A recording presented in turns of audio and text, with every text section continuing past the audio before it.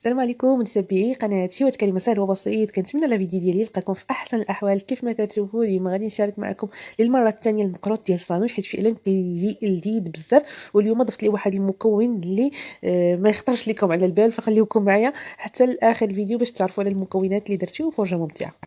بالنسبه للمكونات ديال هذا المقروط، فكيف ما كتشوفوا معايا غادي نحتاجوا فيه هنايا زلافه ديال السميده ديال الحرشه. والمكون اللي قلت لكم ما يخطرش لكم على البال، فهنايا شاطت ليا واحد البسبوسه كنت صايبتها بالسميده، وشاطت ليا وخديت داكشي اللي شاط فرتته غير باليد ديالي كيف ما كتشوفوا بهذا الشكل. وانا اصلا ديك البسبوسه درتها باللوز، يعني فعلا قلت علاش لا غادي نضيعها، فعلاش ما نديرهاش في هذا المقروط وتحت شعار حتى شي حاجه ما تضيع. داكشي علاش بغيت نعاود نشارك معكم هذا المقروط بهذه الطريقه الثانيه. فعلا جا لذيذ بزاف، كنصحكم تجربوه يا اما بهذه الطريقه ديال اذا شاط لكم شي حاجه تقدروا تخدموا بها بحال هكا، او لا تخدموا بالطريقه الاولى. راه غادي تلقاوها الفيديو ديال المقروط الاصلي في القناه ديالي، تقلبوا عليه وغادي تلقاوه. هنايا كما شفتوا معايا درت واحد زلافه ديال الفورس، ودرت زلافه ديال هذيك البسبوسه اللي قلت لكم شاطت ليا، وهنا درت نص زلافه ديال الصانوج اللي مطحون، وهنايا خديت كذلك نص زلافه ديال الزنجلان حتى هو محمر ومطحون. عندي هنايا معلقه ديال المساخن المعروفين براس الحانوت، حيت هاد المقروط كيجيو فيه الاعشاب. عندي هنايا واحد شويه الملح، وعندي هنا تقريبا واحد المعلقه صغيره ديال الخميره ديال الخبز اللي كنعجنوا بها الخبز. عندي هنا راس معلقه ديال السكينجبير، الا كان عندكم الطري ديروه، الا ما كانش عندكم ديروا غير هذا المطحون، فانا هنا درت غير المطحون. عندي هنايا واحد المعلقه كبيره ديال القرفه، اولا 2 المعالق صغار كما شفتوا معايا، درت 2 معالق صغار يعني معلقه كبيره. عندي واحد المعلقه ونص تقريبا، المهم معلقه ديال النافع يكون حتى هو مطحون.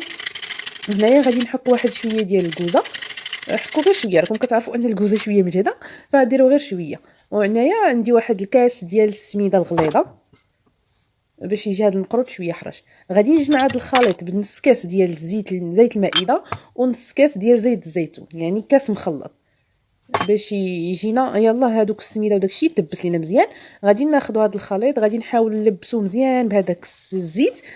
غادي نحاول نخلط مزيان حتى نحس بهذوك المكونات كاملين تلبسوا ليا بهذاك الزيت اللي كيف ما شفتوا معايا. يعني انا غادي نبقى بهذه الطريقه حتى نحس بهذوك الحبيبات كاملين ديال السميده وديال الصانوج وديال الزنجلان، يعني كاملين تلبسوا ليا بهذاك الزيت.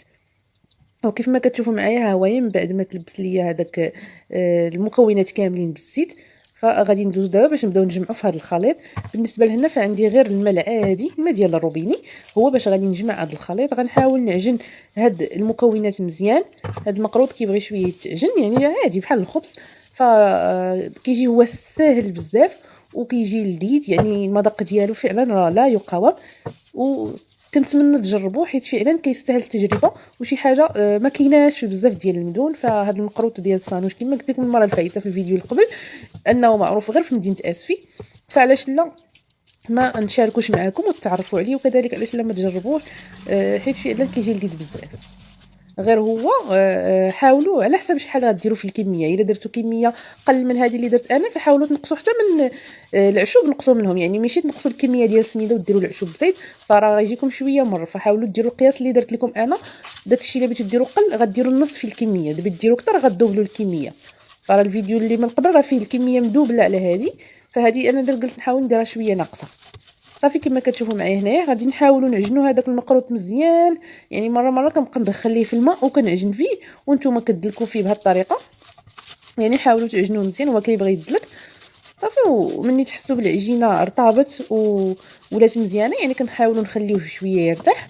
راه غادي نوريكم في الاخير كيفاش خاص العجينه ديالو تكون، يعني خاص العجينه تكون رطبه كيف ما كتشوفوا معايا بهذه الطريقه. صافي هنا غادي نخليها ترتاح واحد شويه حتى نحس به شد راسو، وديك الساعه غادي ندوز باش نشكلوا القطع كيف ما شفتوا معايا في اول الفيديو. غادي ناخذ واحد شويه ديال العجينه من بعد ما خليتها ارتاحت، ماشي بالضروره انكم تخلوها ترتاح، غير في حاله الا شفتوا العجينه شويه مرخوفه بزيت فخلوها غير ترتاح، راه السميده كتشرب. صافي هنايا غادي نحاول ندير حربول كيف ما شفتوا معايا بهذه الطريقه. يعني حاولت نغير لكم حتى الشكل باش ديروا الشكل اللي بغيتو. يعني تقدروا ديروا الشكل اللي في الفيديو اللي قبل، وتقدروا ديروا هذا. فتا هذا كيجي سهل، وتا اللي قبل كيجي سهل، غير كيبقى لكم الاختيار نتوما في شنو بغيتو. صافي غادي نحاولوا نسرحوا هذاك الحربول، ما يكونش غليظ بزاف وما يكونش كذلك رقيق باش ما يجيكمش صغيورين، يعني على حسب نتوما قداش بغيتو المقروط يجيكم. صافي كنحاول نقطعوه بحال هكا بشكل مائل، ونحاولوا نديروهم يكونوا قد صافي. هنايا من بعد ما كملت، راه ما تخافوش من العجينه ديالو، راه ما تتخسر ما حتى شي حاجه، العجينه ديالو فعلا زوينه بزاف. صافي هنايا من بعد ما ساليت، فكما كتشوف معايا كناخذ كل قطعه كنحاول نضغط عليها بالاصبع ديالي حتى نحس بها تقادات.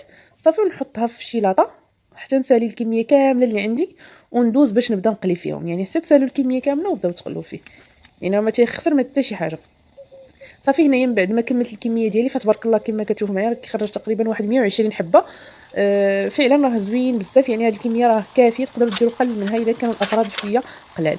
صافي هنايا كناخذوا الزيت كنحاولوا نديروه في واحد الكاسرونه تكون شويه غارقه، ونحاولوا نديروا شويه الزيت بكميه بزين، وكنخلوه حتى كيسخن، ومن بعد كنقصوا عليه العافيه، وكنخليو المقروط ديالنا يطيب على خاطرو باش ما يتخطفش لينا، حيت الا خلينا العافيه مجهده والزيت سخون يعني دغيا كيتخطف لينا المقروط كيتحرق، يعني هو كيبغي يطيب على المهل باش يجيكم زوين. كيف ما كتشوف معايا ها هو هنايا راه تبدل اللون ديالو، وغادي تحسوا حتى بالقشره الوجه الفوقاني دار ولا قاصح، فديك الساعه تعرفوا المقروط ديالكم راه طاب. صافي انا هنايا غادي نستمر بنفس الطريقه حتى نسالي الكميه كامله اللي عندي، وغادي نحاول نحطو كما كتشوف معايا هنا راني دايره العسل. فاش كنطفي هذاك المقروط يعني غير كنهزو من الزيت وكنحطو في العسل، وكنخليه يتشرب ليا العسل مزيان حتى للاخير. وكما كتشوفوا معايا هنا انا درت الكميه الثانيه ثاني فوق في العافيه، ففعلا راه كيجي زوين ودغيا تيوجد ما تياخذش الوقت بزاف. ولا كانت عندكم عاد شي حاجه كبر من هذه فراكم تقدروا تقليوه في 2 قليات اولا 3 وتكونوا كملتوا الكميه. فعلا راه كيجي سهل ما كياخذش الوقت بزاف، دغيا تيوجد، وحتى في الطياب راه دغيا تيطيب، يعني ماشي ما كياخذش الوقت بزاف في الطياب، يعني راه دغيا كتحطيه في العافيه واحد شويه صافي كيبدا يتحمر، كيبدا يشد في راسو، كيبدا يجمع. صافي كنخليوه حتى كيتحمر ونبقاو نقلبوا فيه باش يجي محمر من كاع الجوانب، وكنحاولوا نطفيوه في العسل وكنكملوا الباقي ديال الكميه اللي باقا عندي. صافي هنايا كما كتشوفوا معايا راني كنت نحطو في العسل وكنخليه، يعني تقريبا خليتهم واحد المده وهما في العسل باش يتشربوا ليا مزيان، باش كيشرب هذاك السميده كتشرب هذاك العسل وكيجي من الداخل معلك وكيجي لذيذ بزاف. كما شفتوا معايا راني ما درتش فيه السكر لداخل على قبل، حيت مازال غادي نطفيوه في العسل، هذاك الشيء علاش ما درتش فيه السكر. وكيف ما كتشوف معايا ها هو كيفاش كيجي، راه كيجي غزال بزاف، واهم حاجه انه كيجي لذيذ كيجي معلك، كيخرج كميه كثيره.